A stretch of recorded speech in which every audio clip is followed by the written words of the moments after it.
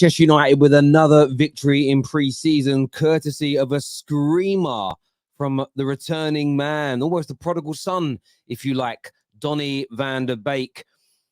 Interesting performances from Man United. As you know, we're going to be covering some of United's games, some of Arsenal's, Liverpool's, Chelsea's over the course of pre-season.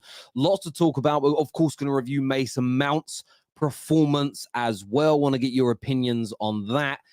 Manioo again in the middle, looking delightful as far as I'm concerned. This is a genuine quality player. I know Mark Goldbridge last week kind of said on his stream that if you want the club to give opportunities to the likes of Hannibal instead of buying people, you're helping keep the Glazers at the football club.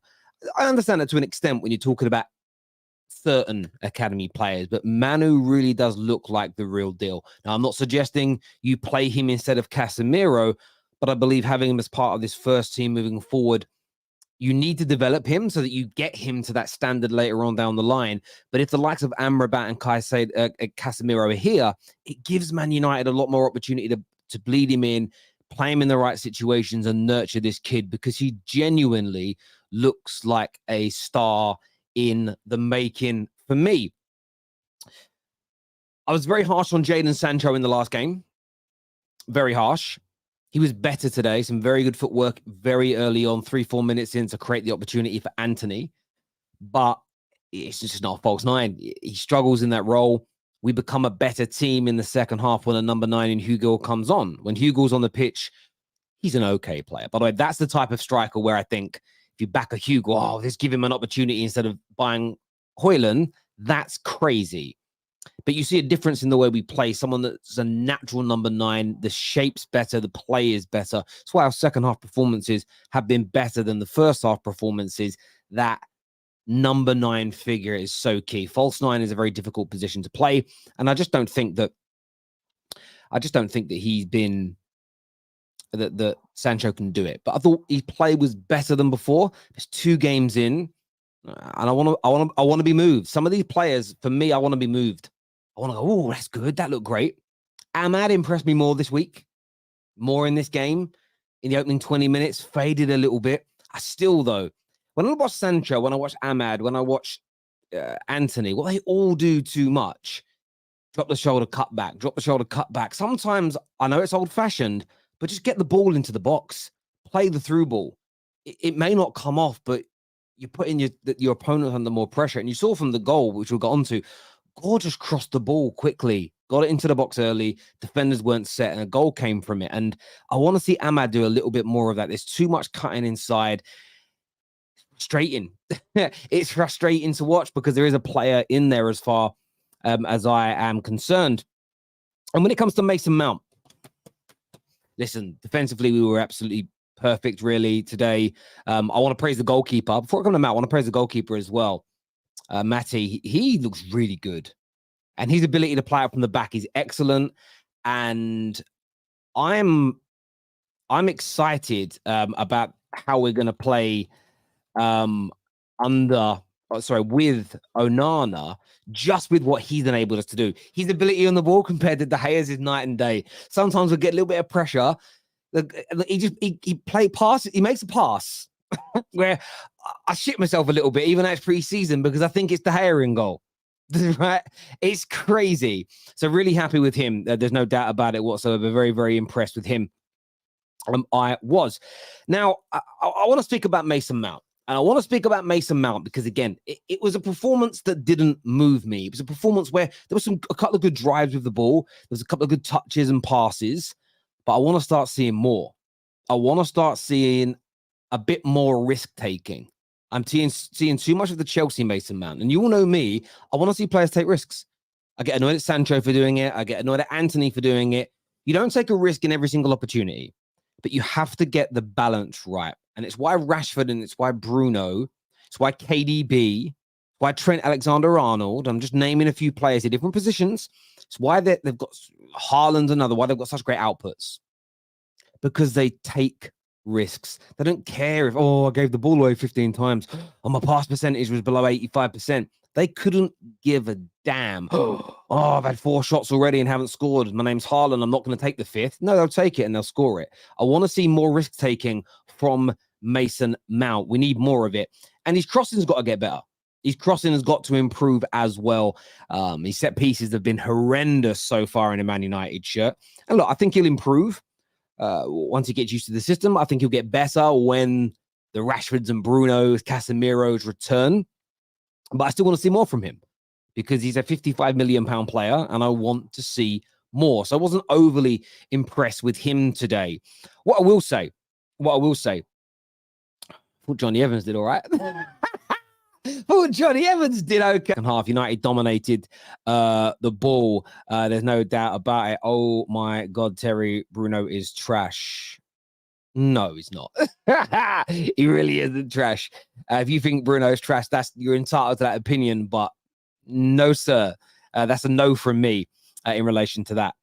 Evans here says Dan Gore fight. Yeah, Dan Gore was very good today. Very, very good today. I was impressed with him. There's a few of these youngsters I'm really intrigued. Manioo's coming on the preseason for, there's no doubt. Dan Gore's giving himself half an opportunity. I think Fernandes will play. The left back will come, especially with Malacia out injured. I thought his looks okay.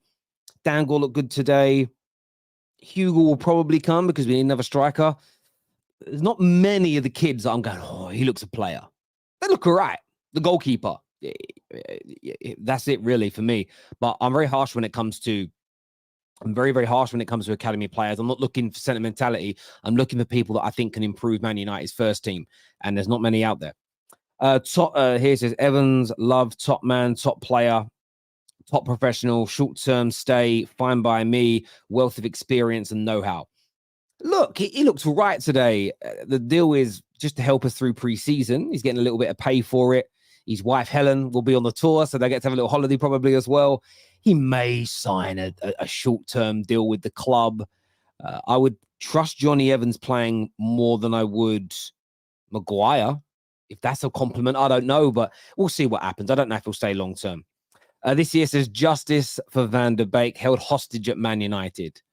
He's not been held hostage. He gets paid a large sum of money. He's been very underwhelming so far in his career. Picked up a terrible injury last season and he's on his way back to fitness. I was happy that he scored.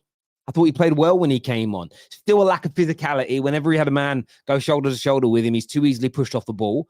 But brilliant finish. We know he's got great technique. And I was really happy for him.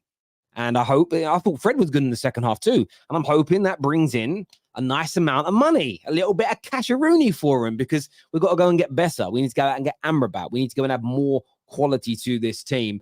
But yeah, really, really happy with Donny van der Beek's performance and, of course, his goal today. This comment here, thank you very much for becoming an official member of the Football Terrace. That means a great, great deal to us here.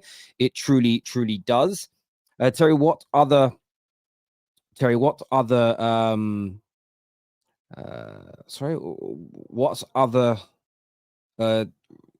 friendlies? I couldn't read that word for a minute. Are you covering? I'll be covering Arsenal tonight. I'll be covering Arsenal, Man United. I'll be covering Chelsea as well. There's a few games. I've just kind of look at them. It's just about timing, really. And the games, I'm kind of looking at this. There's quite a few good clashes. Like Man United, Arsenal's never a friendly. I want to win that game. Legit. I want to win it like it's a real match, but there we go. Terry simping for Glazers. I mean, you said Grazers, but you meant Glazers. I don't quite know how. I'm praising a win. Yes, I'm happy that we've won. Yes, but the Glazers have got to go. What I won't do, though, is not say things are good when they are. So if something's going very well, I'll still praise it irrespective of my feelings of the Glazers. It's called layered thinking. And I suppose your problem is, my friend, is that you lack that. You know, you probably can only count to 20 if you're wearing sandals or barefoot. Do you know what I'm saying? So fair enough if you don't get it, but there we go. It is what it is. I meant short-term stay, meaning just the window and no further. Yeah, I get what you mean. And yesterday, like, I think Lee Gunner really tried drawing it. Oh my God, it's terrible because he loves, like, Lee Gunner.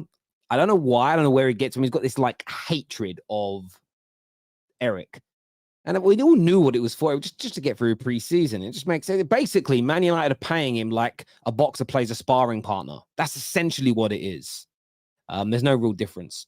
Nabil here says, if Maguire goes, then we will lose a brilliant centre-back. I will be fuming if Chelsea buys him. He is a class defender. It would be the real deal for Chelsea. Listen, I agree.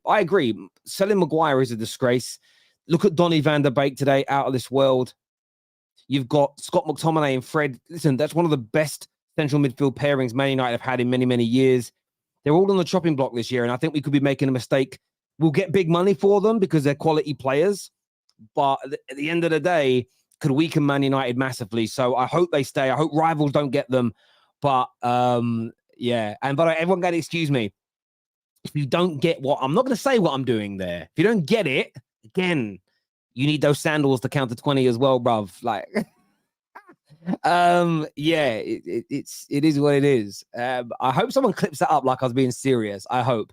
And takes it out of context. But there we go. KJ is joining me on the show now. Viewers, please hit like buttons. Please subscribe to the channel as well. KJ, welcome back. Another little win. Not the most entertaining game, but another little win. Some good performances from players again. Fitness levels increasing. Talk to me. Yeah, we're getting there slowly. I can kind of see what Erik ten Hag wants to do, in terms of he just wants the ball in that opposition half as much as possible. That's where he likes the high press. That's where he likes the players like Mount. I think Mount today was okay. I think he did his job right in terms of being in the midfield, trying to make things happen, trying to make sure that we don't concede possession too much. He was tracking back, he was defending well, so that was fine. It's just little things like the final ball, maybe that free kick was a bit poor. So he's finding his feet in his team, but I can kind of see what Ten Hag wants to do, and that's why a striker is crucial. Like very early on, we had those chances, and as much as I like the Sanchos and the Amads and Antonys, that they're not as ruthless and as clinical as we would need them to be in those positions. So yeah, I think Ahmad is looking better. Like, I know you're someone who's you expect more from him because of the way that people talk about him, but he's looking better. I can see where he could fit in. Sancho, I personally think this is the best shape that Sancho's been in for Manchester United. He looks muscular, he looks strong. Physical shape. Yeah, physical shape. He's looking decent. That through ball, there was just a little bit too quick for him, but like I can see him busting the gut for sprints now. So yeah, I think Sancho is going to in for interest to see him on one season. I want to see him. I want to see him play on the wings during preseason because he's been playing false nine. He's not a false nine. Never will be a false nine. So it's hard to say how good he's really doing in that kind of position. He's doing a job for Erik ten Hag, which he's trying to do his best in. So yeah, Anthony, I'll always say he looks better on the left. That's just what I think. Like that's where he could fit in.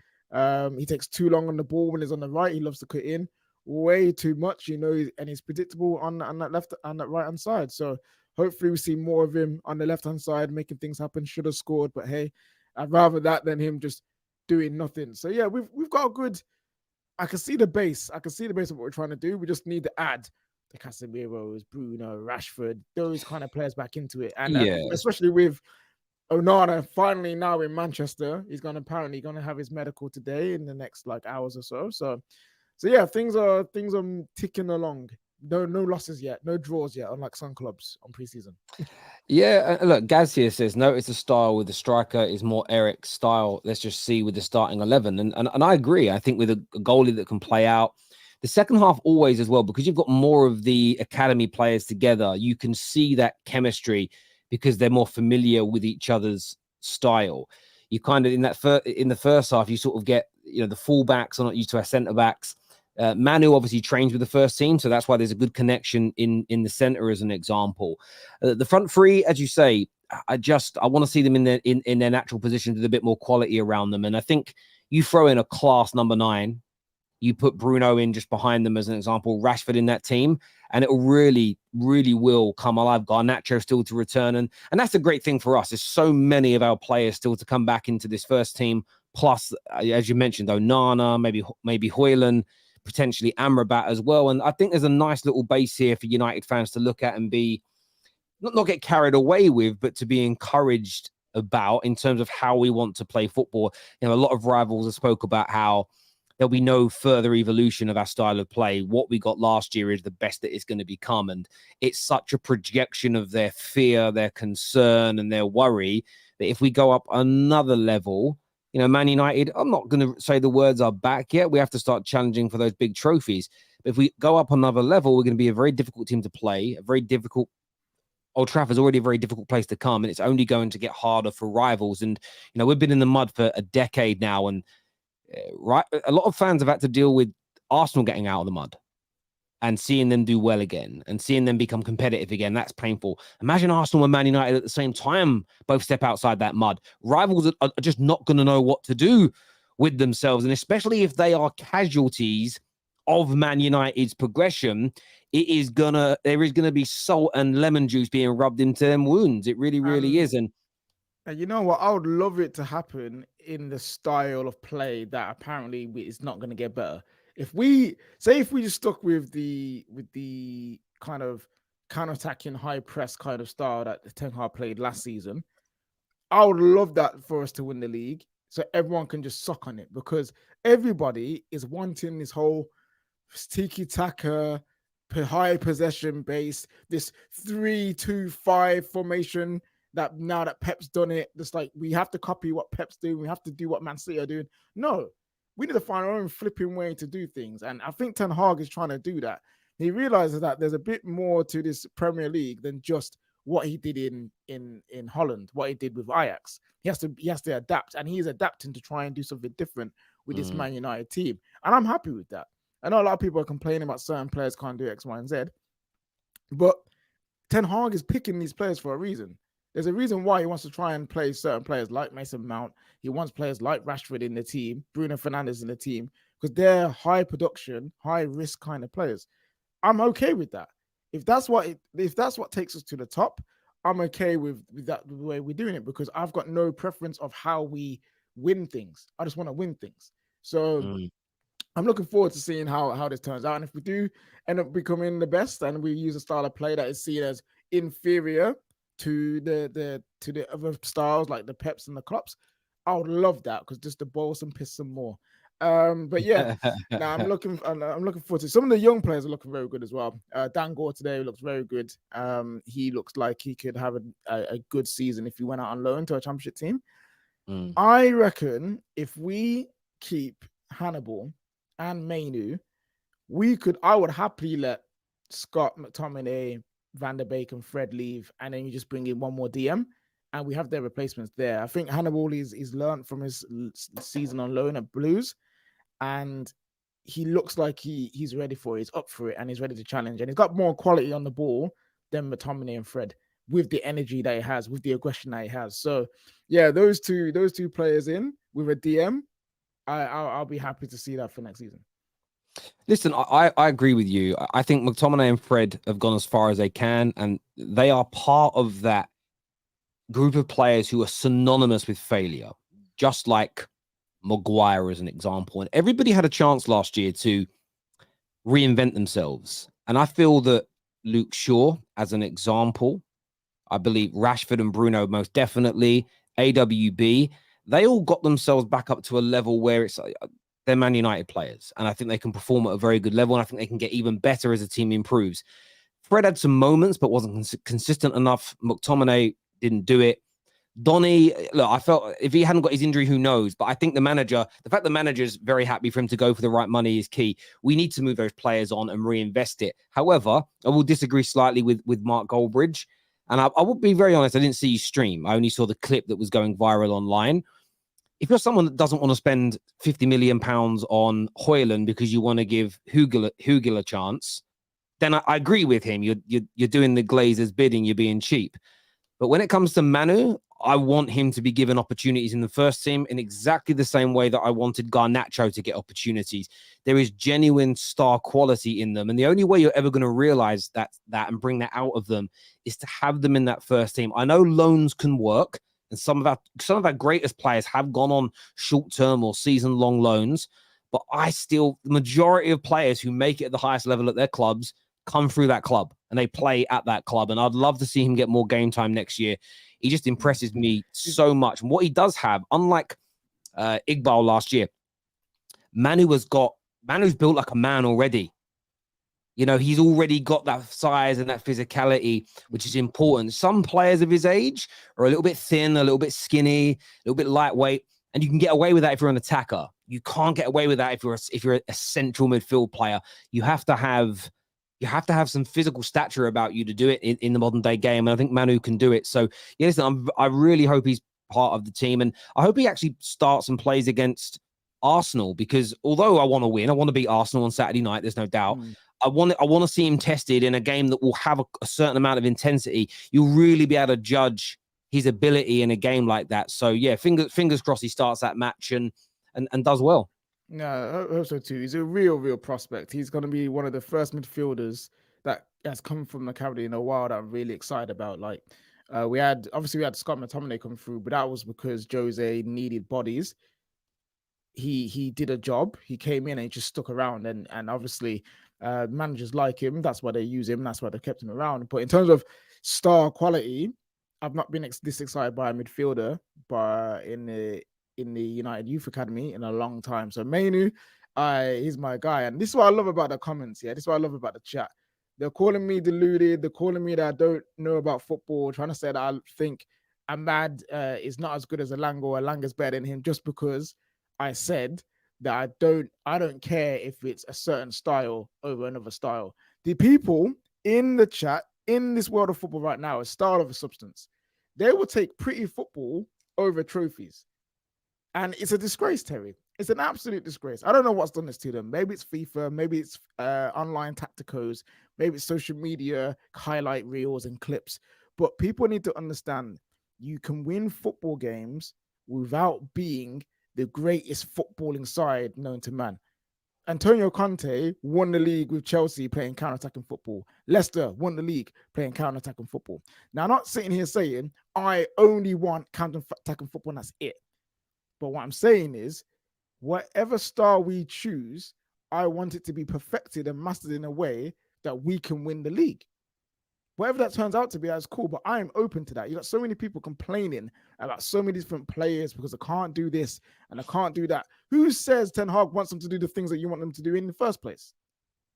And this is a thing. Well, this is the thing. I've seen a lot of people online then, I don't like the idea of Højlund because there's not a compilation of loads of step overs and drag backs and rainbow flicks. And that isn't what he's about. He's about holding that ball up, bringing his teammates into play, good power, good speed, getting into the box and scoring. And that is what he's going to do. And you saw today when a figurehead number 9 came in, the difference in our play. And the number 9 is becoming an integral part of teams moving forward. Now, most number 9s traditionally, most, not all, haven't had all that flair and all that skill and all that technique. Some have. You've had R9, who was the most famous, but they're rarities. Most of the other top number 9s had good first touches, good hold up play, good finishes. They had a good half turn, a good first 3 or 4 yards of explosive pace, and they're putting balls in the back of the net. And that's become a very, very fashionable commodity again within football, because what happens is you go through these periods where number 9s become obsolete. So defenders are coming up through the youth ranks and they're developing and they're playing for years and not going up against players like that. Suddenly you develop these number 9s, you throw them back in, and defensively it's a nightmare to handle them because people haven't been used to it for a long time. And that's why football goes in cycles, because everybody's trying to counteract each other. And yeah, Benzema's got good skill. Harry Kane's not a skillful player, like as in tricks and flicks and rolling his foot over the ball. He's amazing at passing, great first touch, and brilliant timing and anticipation. And that's what I'm talking about. So you don't necessarily need to be Ronaldinho as a 9 to be good, but some people just have their preferences of that's if my number 9 can't do that, I don't want one. Well, there aren't many out there, so do you know what I mean? It's impossible sometimes to get exactly what you want. I'm seeing people want their number 9s to not score goals. They don't want their players to score. If he scores insane. 50, if he scores 30, that means he's taken away from the team. No, that it does not. It means he scored 30 goals, doing his flipping job. Seeing people complain about players it's a fallacy. People said that about Bruno when he came in. They said he's just taking goals away from other people. They ignored the fact that we had something like a 37% increase in the total goals we were scoring as a team. People there's a lot of people that are very arrogant and narcissistic, and when they don't get their own way, they will lie. They will lie to try and prove themselves right. And for some weird reason, it catches fire.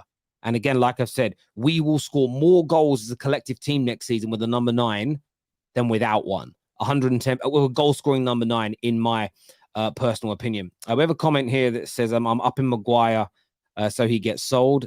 Chelsea, get him, please. You're not supposed to tell them that, Nabil, bruv. You're supposed to. You're not meant to say out loud. Just leave it out there. Trevelli here says, Anthony, again, should have scored. Absolutely should have scored. And he was annoying me today, just like Ahmad does, and just like Sancho does in so many games, where it's a case of make a decision and get it done quick.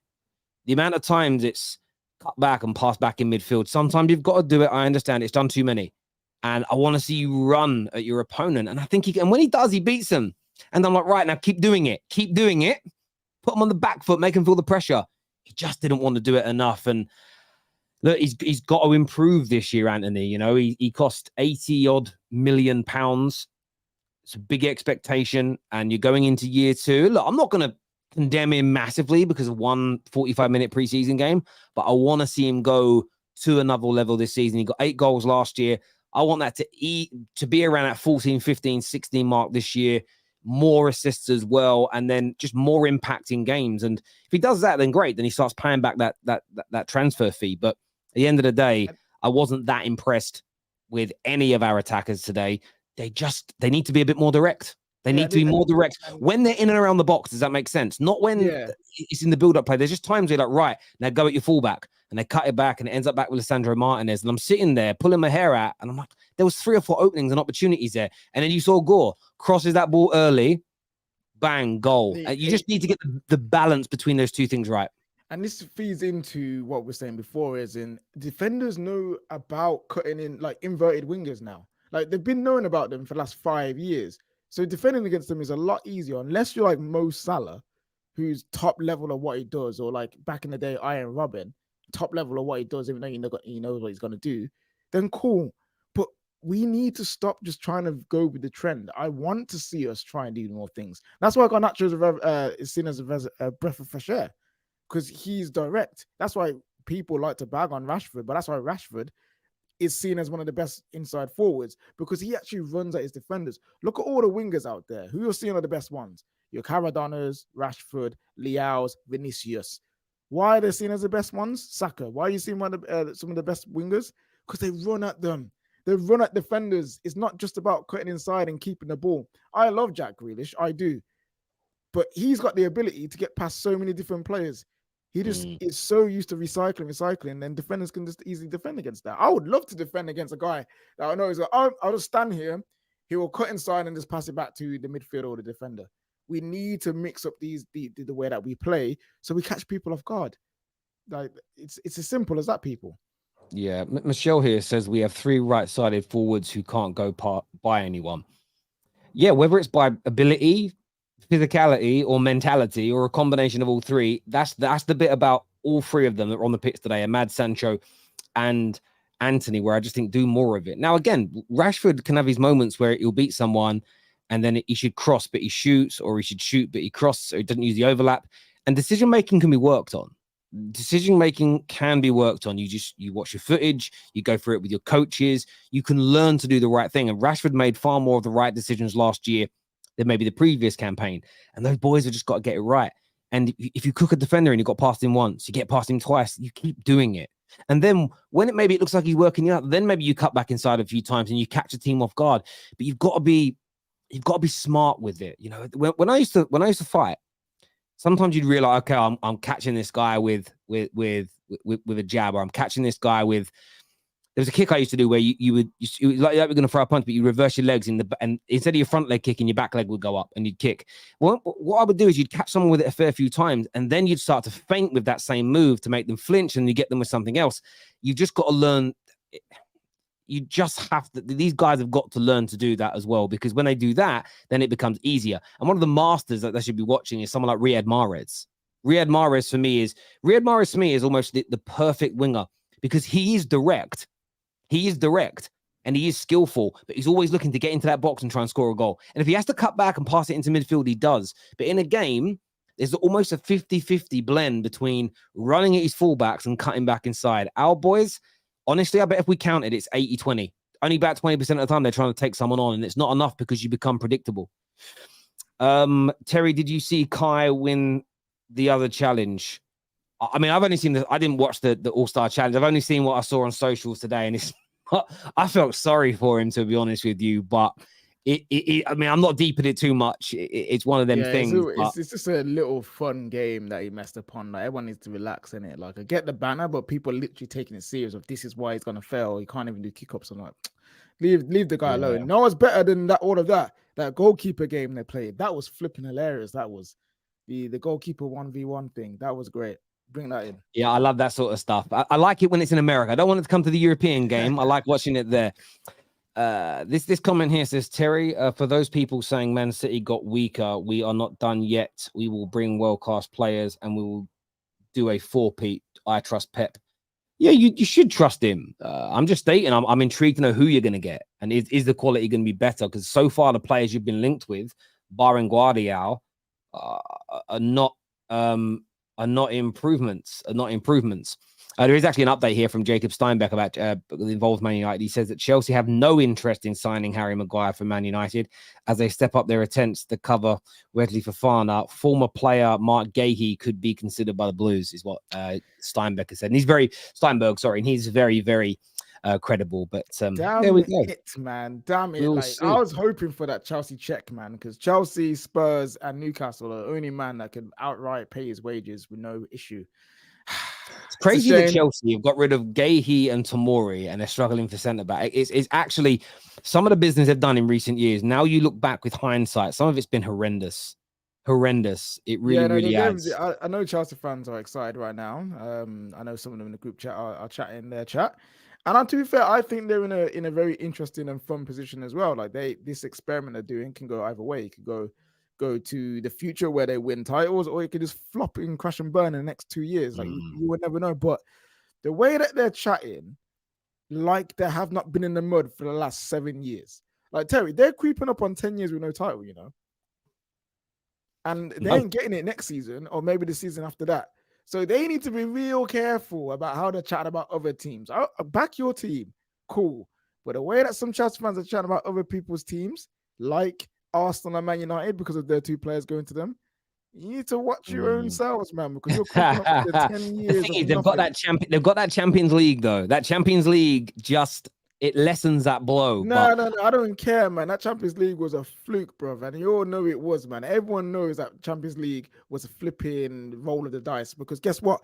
Why is only 1 player left from that entire starting 11, or 2 players left or something? Come on now.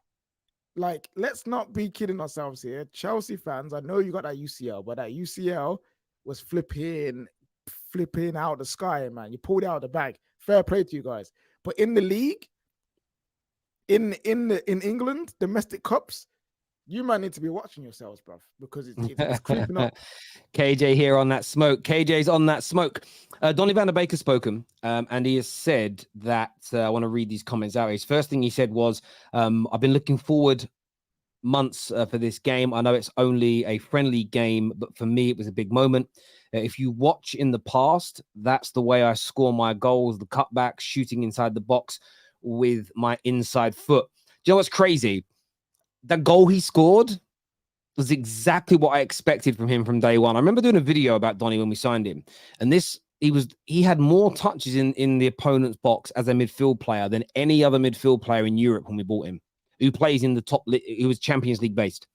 And I just thought, this guy's going to be in and around the box, coming in late, Frank Lampard-esque. Maybe not scoring as many as Frank, but Frank Lampard was the master at coming into that box late. And we just never really saw it. Ironically, his first game, he came as a sub and he did it. He scored against Palace.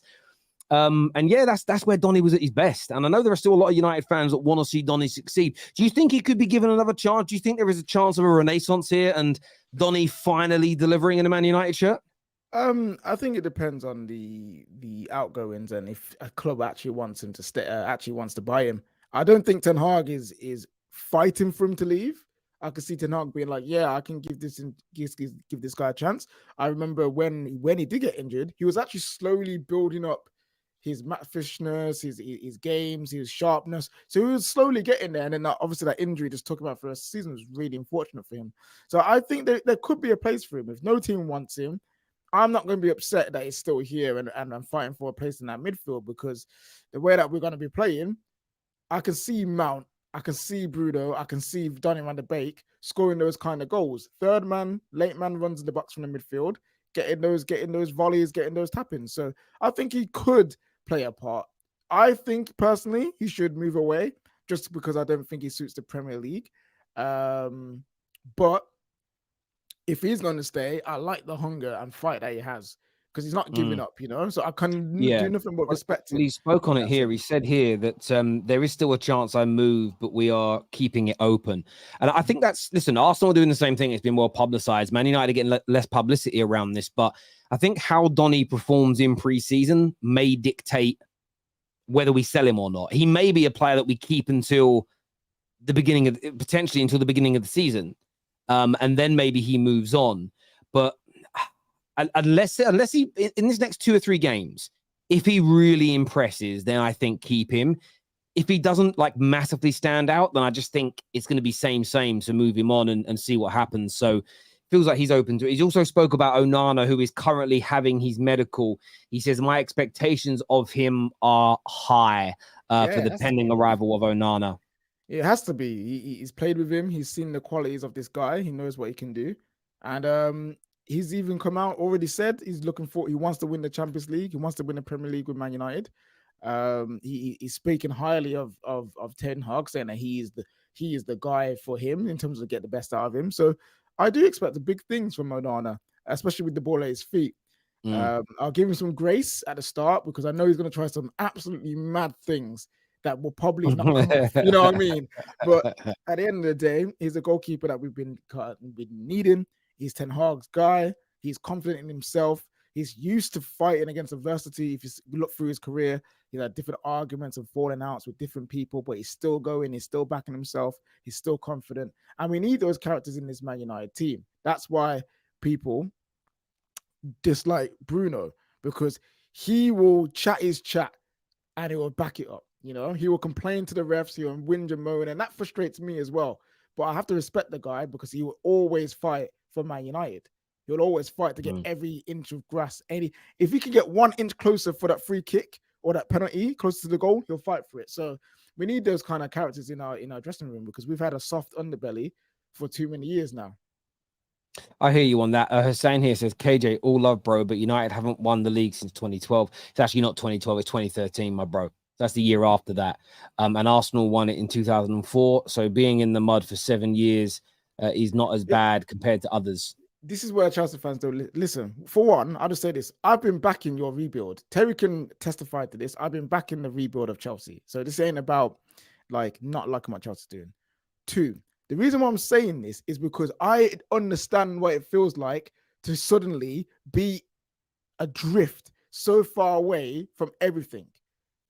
7 years is not as bad as 12, 13, 14, 10, like me and Arsenal, all these things.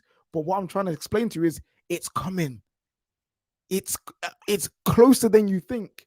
So with Chelsea, what I'm saying is with Chelsea fans, some of them are chatting like everything's going to be all roses in the next 2 years. You had to have hope on here saying that he wants to win the league in the next 2 seasons. This season. Engage your brain.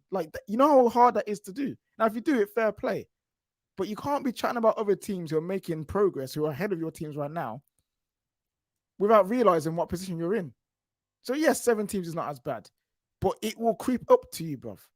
It will creep up. Okay? So all I'm saying is be careful. Watch your house. Yeah. I remember when Man United were 2 or 3 years without winning a Premier League title. And I honestly, if I go back now to like 2015, 2016, if you'd have said to me, do you think by 2023 you win a Premier League? I'd have probably said, yeah, I reckon we got a chance. And it hasn't happened. But yeah, no, I get where you're coming from, bro.